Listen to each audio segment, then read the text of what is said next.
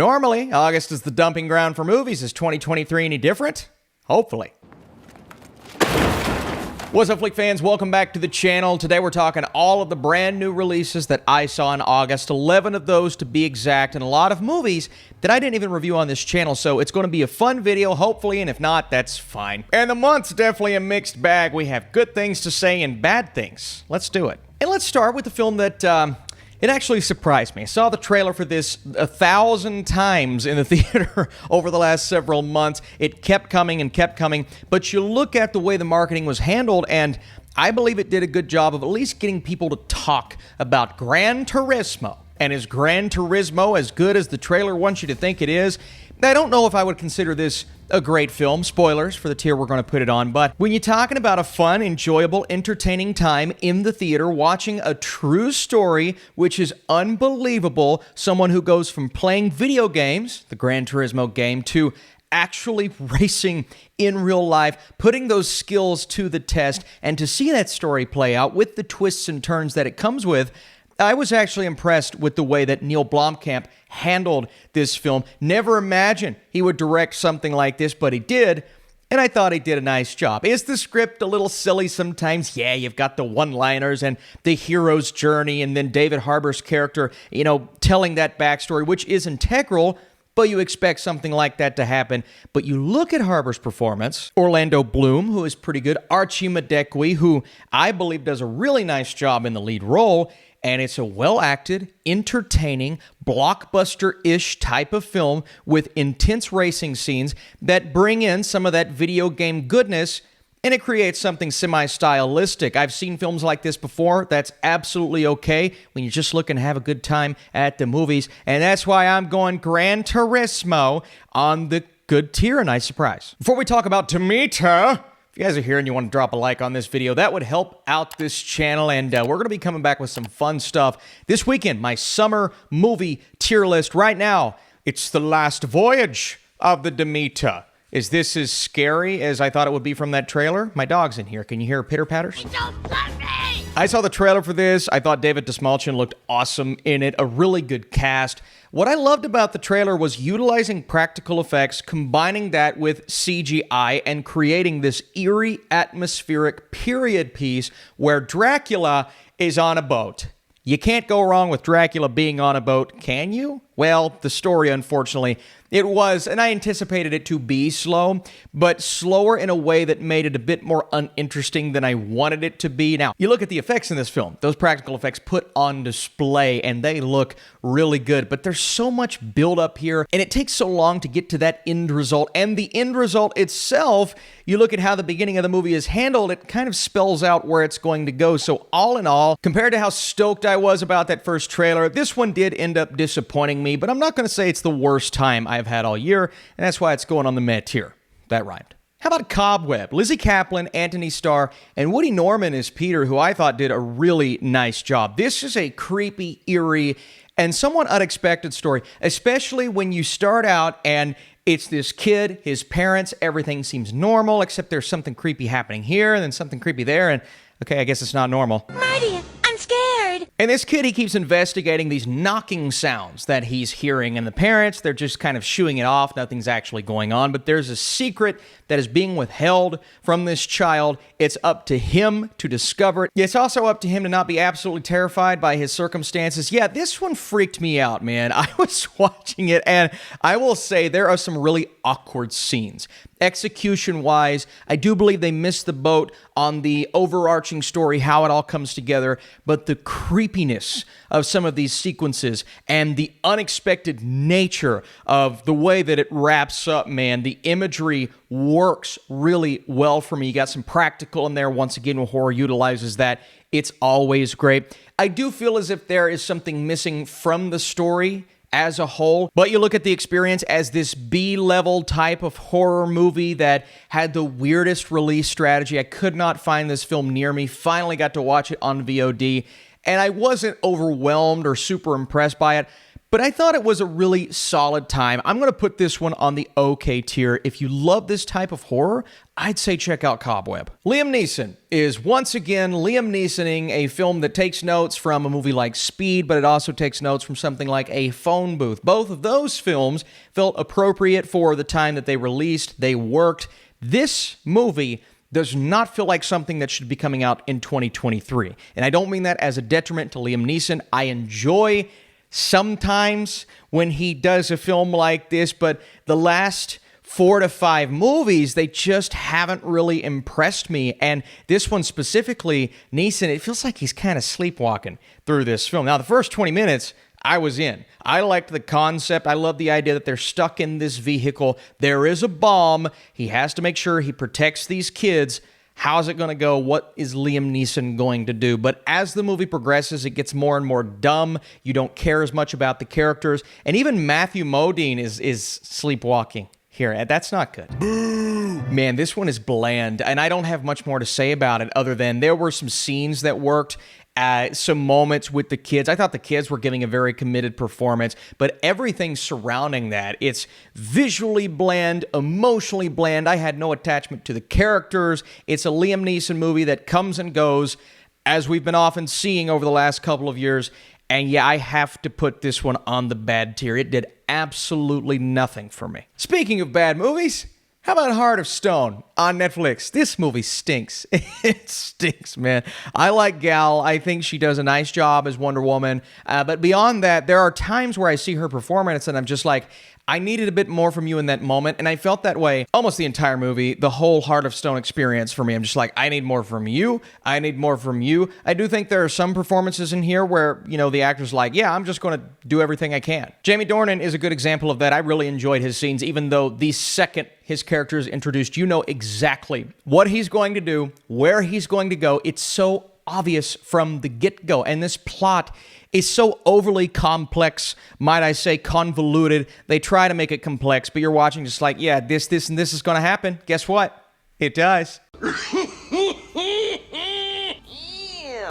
Really nothing to say about this other than I've seen this 1,000 times before. Now, there are some action sequences in there that are actually filmed fairly well. I thought the choreography, the stunt work was good, but it's covered up by just lackluster cinematography. I'm going bad tier for Heart of Stone. Strays, it comes down to whether or not this type of raunchy, ridiculous, on-the-nose, obvious humor, dogs hate mailmen. We're going to make a joke about how dogs hate mailmen. You know that's coming. You didn't see that coming. You know what the entire movie's about? The journey. Who cares about the journey? Now, that is a joke in itself, and you hate really a lot of the human characters in this. You're just like, I don't know why you would ever treat a dog like that. Why are you doing this? I hate you. But the movie wants you to feel that way, and it wants you to be on the team behind these dogs, Jamie Foxx, and of course, Will Ferrell, who does a great job. The jokes, it's 60-40. I was laughing a lot of the time. No gut-busting laughs. There's one joke that misses so hard. So the overall experience, I'm going to put on the okay tier. But if you enjoy this type of comedy, you know what you're in for. Next up, the Netflix coming-of-age story from Adam Sandler. Adam Sandler and Netflix comedies, I'm sorry, they don't go together well. Normally, I'm not a big fan of the Happy Madison Productions movies, even though I am a huge fan of Adam Sandler. And apparently, I'm a huge fan of his family. His daughters do such a wonderful job in this film. Sadie and Sonny Sandler are great, and our main character here, she's struggling with, becoming a teenager and discovering herself, but also planning this event that is a huge deal, and it is her bar mitzvah. It is her, adulthood celebration that she's been looking forward to her entire life, but after some things happen with her friend group and her best friend and realizing that she has a crush, what is she going to do about that? And this sounds silly on its surface, but this movie, while not as good, not on the same level of quality, there's some weird things they do with the camera in this film and some moments that I'm just rolling my eyes like, why would you include that? That joke wasn't funny. That character's a cartoon. Of course, that's going to be the case in an Adam Sandler Netflix movie, but the heart behind this, Sandler being himself, which is really good in this movie, the family at the core of the film is so lovable, and I actually felt the emotion from this movie. It's a coming-of-age story with an 8th grade vibe, just not as good as 8th grade, but I had that level of emotional attachment to these characters, and I'm surprised in myself here because I knew nothing about this film and I was not looking forward to it. But you are so not invited to my bar mitzvah. It's going on the good tier. What a nice surprise. John Cena, Lil Rel Howery, for some reason they work so well together. Vacation Friends 2. I thought the first one was fine. It wasn't great. It was okay. It was funny enough. It did what it had to do. I did not need a sequel to that movie. It feels like the classic case of a one and done, but it did well. So they want to bring the crew back together. These two couples coming in. Off the bat, the ridiculousness starts. And I'll be honest, the first 20 minutes of this movie, I did not care. I did not care about the situation. I knew what they were setting up for the plot. At least I thought I knew, and it was so stupid. They're just back on vacation. What's the point? Then there's a crime element introduced. Kyla's dad comes into town, played by Steve Buscemi, which, you know, admittedly, he had some funny moments in the film. John Cena, he's going to have some standout scenes. Lil Rel, I mean, he always does a really nice job in a film like this. But from the story to the dumb moments that just, I mean, when there's a really good comedic scene, you're laughing. You get something so dumb the next scene, you're just like, yeah, you just took away what was special about the last scene. I don't have a ton to say about Vacation Friends 2. It's a pointless sequel that was maybe a little better than I expected it to be, but that doesn't mean it's not a bad movie. It's just a better experience. I'm still going bad tier. Meg 2, The Trench. What the is this?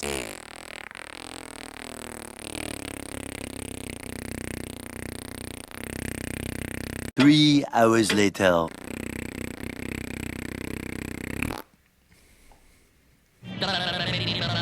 It's going on the awful tier, if that wasn't obvious. Teenage Mutant Ninja Turtles, Mutant Mayhem, brand new, a lively addition to this franchise and its constant theatrical outings, and you get another animated version. You know, we had the TMNT movie, I guess it was years and years ago at this point. We're always getting the TV shows on Nickelodeon. A couple of live action editions recently from the Michael Bay company that just didn't work, in my opinion. So you need something fresh. Why not use this distinct style of animation, a different animation style from Across the Spider-Verse, Into the Spider-Verse, but one that's comparable because it's so distinct from any other version of the Turtles that we've ever gotten. So visually, this is a perfect film. Stunning, 10 out of 10. The backgrounds, the foreground, all the grounds. It's a beautiful movie from start to finish. The action sequences are so fun because they're so well conveyed. But then you look at the characters, and there were some changes about some of the characters, some that the internet spread around that weren't true, so what are you doing? You're stupid. But also some moments with these characters who are actual teenagers. In this, they're actually teenagers, man. It's cool to see the Teenage Mutant Ninja Turtle movies be teenagers. Now, I couldn't relate to like half the things they were saying because I didn't know what simp meant until a couple months ago. I don't know. I don't care. Who cares? You're lame! Lame. But that is relatable to a lot of kids watching this movie. They're acting like teens. That's cool to see. And some of the jokes, even the ones that I didn't know fully what they were talking about, they were funny. They're talking over each other. They're acting like kids. That's what teenagers should be acting like. And there's a degree where you can become annoying by doing that. I don't feel like this ever crossed that threshold. I didn't find any of these turtles annoying. Raphael, Donatello, Leonardo, Michelangelo, they were all great. So much fun. I love the voice cast. And then the villainous side of things, Ice Cube playing a great villain. You have people like Seth Rogen, Paul Rudd adding in voices, and the comedic moments, but also one of the most heartfelt animated movies I have seen in years. Now, does it all work? You get into that cliche final act, huge monster battle territory, and I will say I wasn't as invested in those moments. I like the smaller moments, and there are some really silly things they do with like the Splinter character and some of these villains. Okay, I can look past that and just talk about my experience in the theater, and that's why I'm going Mutant Mayhem on the great tier. What a great experience. And finally, Blue Beetle. I had the lowest expectations for this film. I didn't know what it was going to be.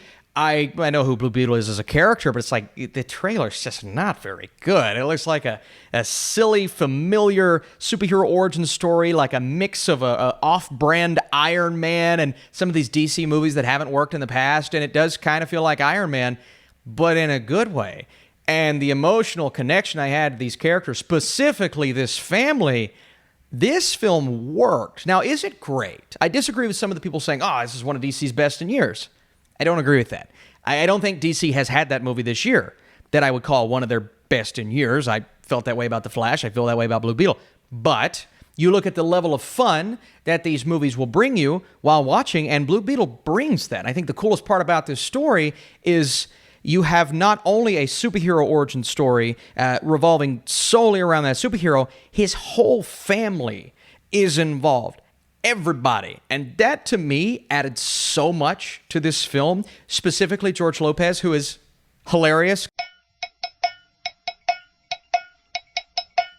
But Jaime is a really fun character, and one highlight here was one that I did not expect to see at all, and that is some great action sequences, specifically that third act battle. And you don't care about the villains very much. That's the weak part of the movie. That's weak sauce, man. The villains do very impactful things in this movie, but the way they're written, you don't care as much about them. You care more about the moment that they provide you. And some of these moments were great, but those were more so the moments with Jaime's family. And Jaime, the growth that he has, and really the performance here at the center is good. Not all of the performances are great, but the ones you care about most, they're good. Overall, it's a bit of a surprising experience that I did not expect to put on the good tier. Before I put these movies in order, how you feeling about this list? If you enjoy these monthly tier lists, let me know down below. Should I continue with them? Do you like them that much, or do you hate them? So, if you do, I'm sorry. At the bottom, it's Meg 2. We don't care about Meg 2. Heart of Stone is slightly above that. I just thought this was a huge misfire, as well as the very forgettable Retribution. Vacation Friends 2, better than I thought, but still a bad movie. On the meh tier, obviously, The Last Voyage of the Demeter. On the okay tier, we're going strays below. A bit of a surprising movie in Cobweb. On the good tier, let's go Adam Sandler's Bar Mitzvah film starring his wonderful family at the bottom. Next up, I'm going to say Gran Turismo, slightly above Blue Beetle. Both, I believe, are good experiences in the theater.